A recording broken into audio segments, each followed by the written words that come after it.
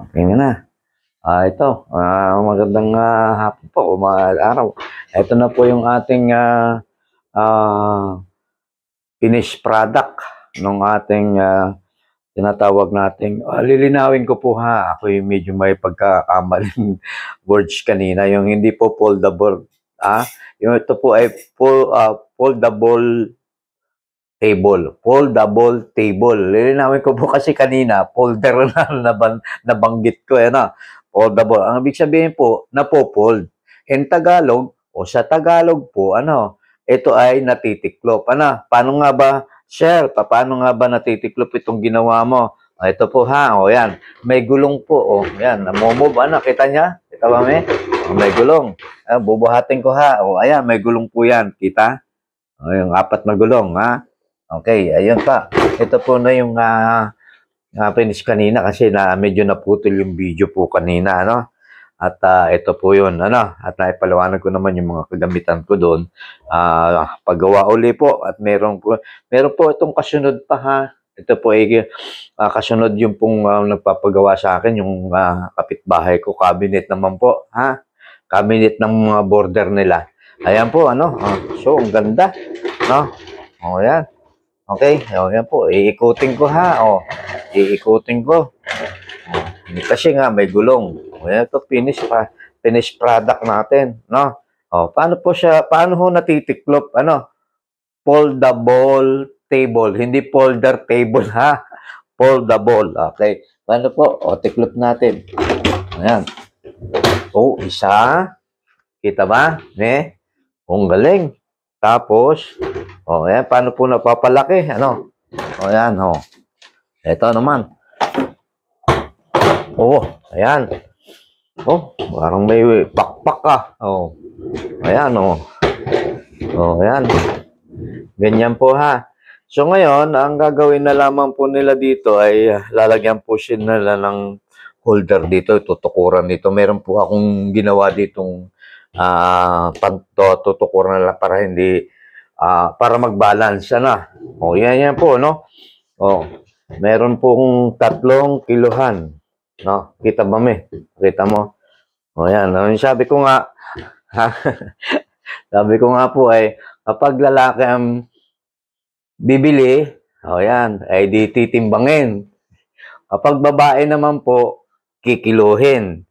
Paano nalalaman po ang isang isda ay lalaki o babae? Ayun po ang ibig sabihin, kapag naman yung talong, yung ampalaya, paano malalaman yung ampalaya ay babae o lalaki? Kapag tinimbang, lalaki po yun.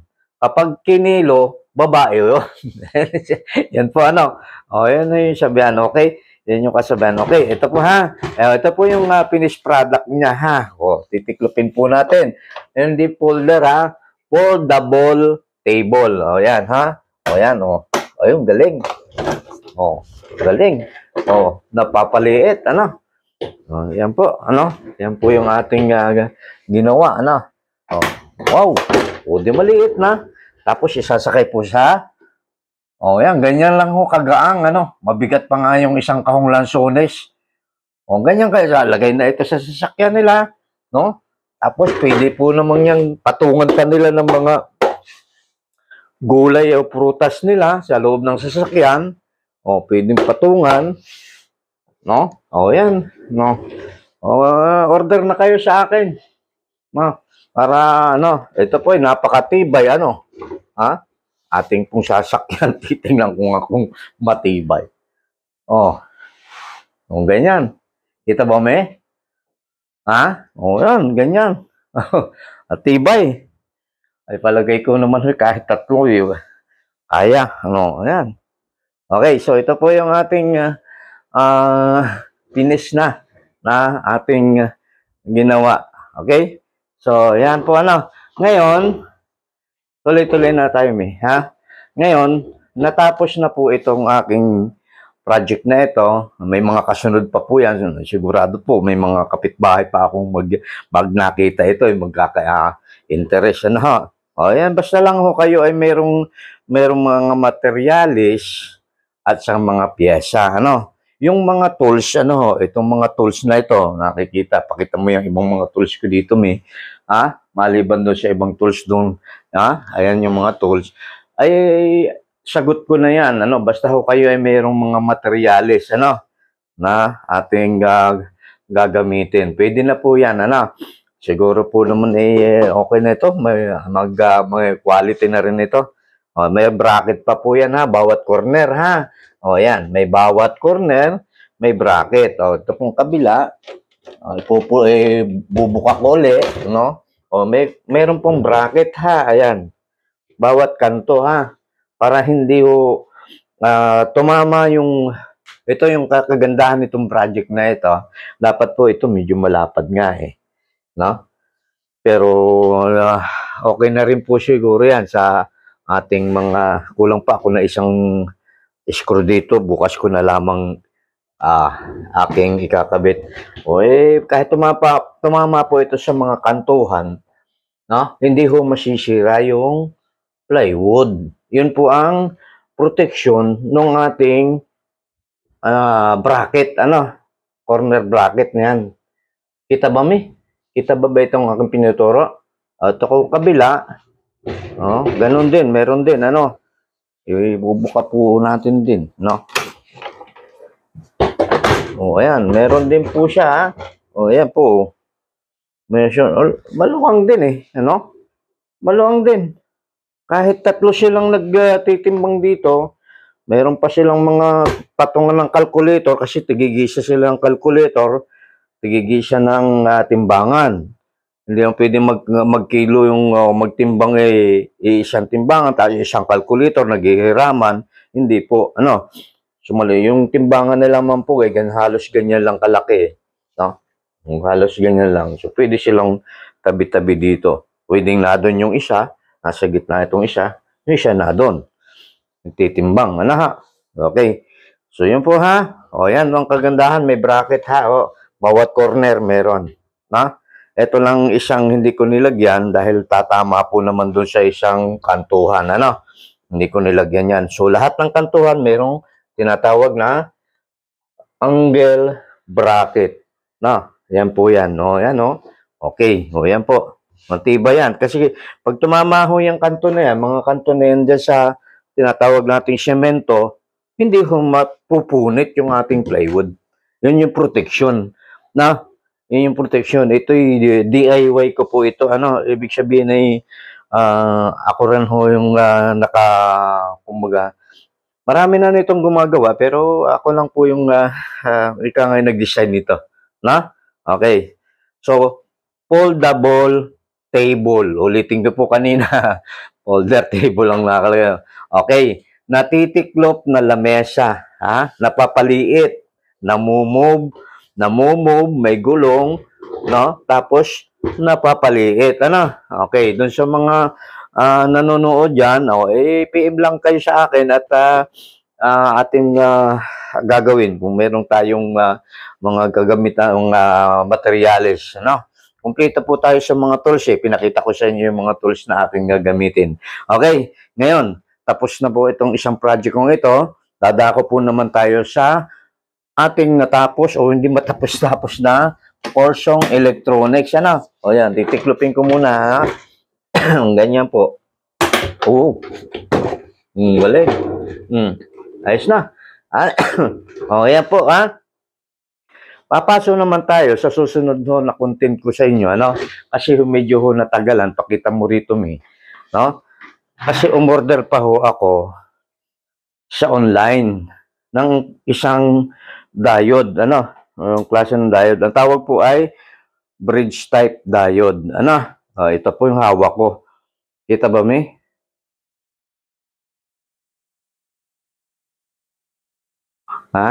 ito po, susunod ko pong i-contenta, pakita mo itong mga piyesang ito, ang tester natin. At ang susunod po natin ay ang transformer. Kagaya, sama na po dyan ang tinatawag natin stator ng electric fan. O motor na sinasabi ng electric fan.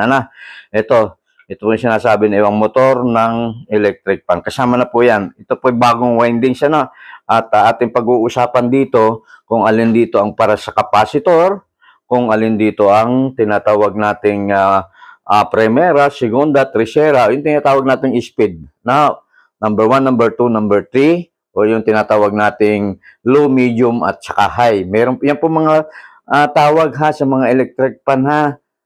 O, yan po ha. Gagamitan po natin yan ng tester. Ano? Ito si Judge. Meron dalawang tayong tester. Kakita ba ito, may? O, ayan. Gagamitan po natin yan. Ito na po ang susunod natin. Ano? At yan po ay maring sa o sa isang araw. Dahil bukas naman po ay ako ay may tinda na gulay doon sa kasama ko doon sa pagtitinda ng gulay. So, sa isang araw, no? Ay iko-content na natin ito. Itutuloy na natin po ito ha. Kita ba may? O diyan, kita po, iko-content na natin ito. Kasi in-order ko po ito. Kita ba may? O yan. Order. Dumating na po yung aking in-order na bridge type diode. Yung nakikita natin sa presentation, pero patay po yung ating presentation na. O yan po yan ha. Yan ay ating ipagpapatuloy ko na dito. At nasa pangatlong pyesa na tayo o pangalawang pyesa, pangatlo ano. Una ay resistor, capacitor, ang pumapangatlo ngayon ay diode.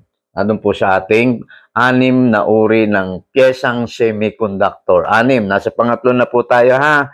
Okay, lahat po ng naka-upload ko, panoorin lang po ninyo yung aking mga video content, yung aming video content ni Ate Bel. Tingnan, panoorin nyo po at nadon po yun. Susunod po natin, ang pang-apat ay ang transformer. Ito po kasama ito. Transformer windings po ang tawag dito ha, sa motor ng electric fan.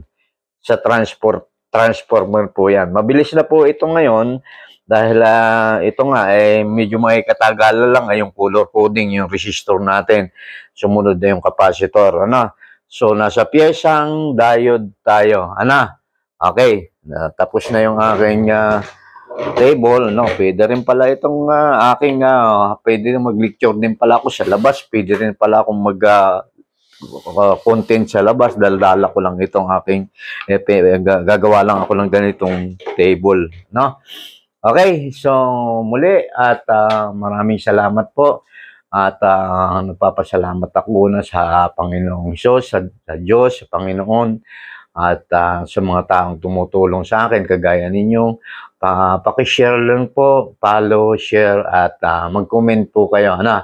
At kami nagpapasalamat sa inyo, kasama ko si Ate Bel sa aming ginagawa kong video content na ito. So, ito po ay kung ako naman po ay mamonetize ni Mama Meta, salamat po. At kung hindi naman po, ito ay maitutulong namin ng malaki. Ito po ay pagpapatuloy ko, tuloy-tuloy po yan kung paano na tayo makag-iisang technician. Kanina sabi nga para ikaw pala pati carpentry dala mo, sabi ng isang tanod namin dito kanina na katukayo ko.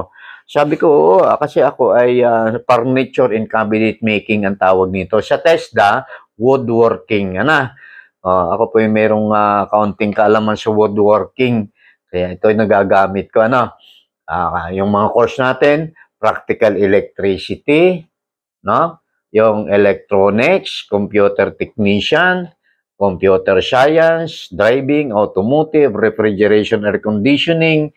Yan po yung ating At yung plumbing, madali naman yung mga yung tubero kung tawagin, Yan naman po. Madali naman po pag-aralan basta mayroon kang kagamitan, mayroon kang kaunting kasi kagaya ko, may mga sa YouTube po yung mga kagaya kong content creator, yung sa YouTube na nag-a-upload na gusto na i-share yung kanilang nalalaman, doon po, mapapanood natin pagdating ng actual. So, kanya-kanya na lang diskarte. Kaya nga ang tawag po sa technician technique o pamamaraan. Ano po tinatawag nating technician? Ano nga ba ang mayroon nito? Yun yung kaalaman,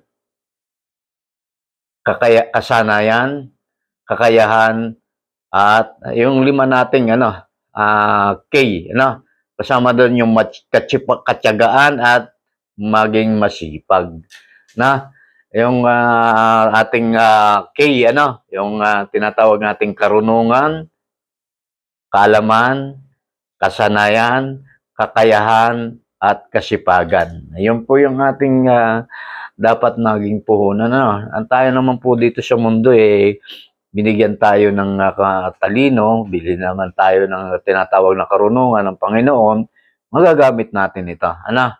At gamitin natin ng maayos, ano, yung ika nga ay hindi nang wala tayong nasasaktan o nasasagasaan.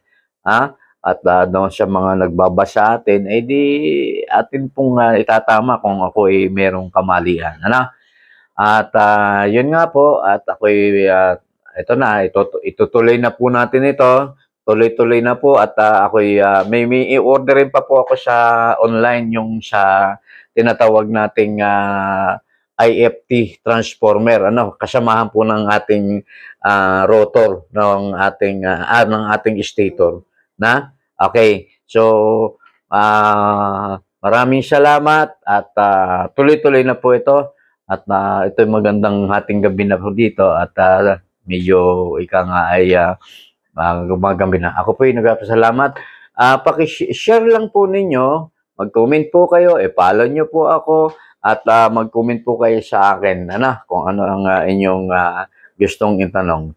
Maraming salamat po. Gaya ng sabi ko nga sa Panginoong Hesus, Panginoong sa masalangit, at sa mga taong tumutulong sa akin. Magandang gabi. Marami pong salamat. Okay?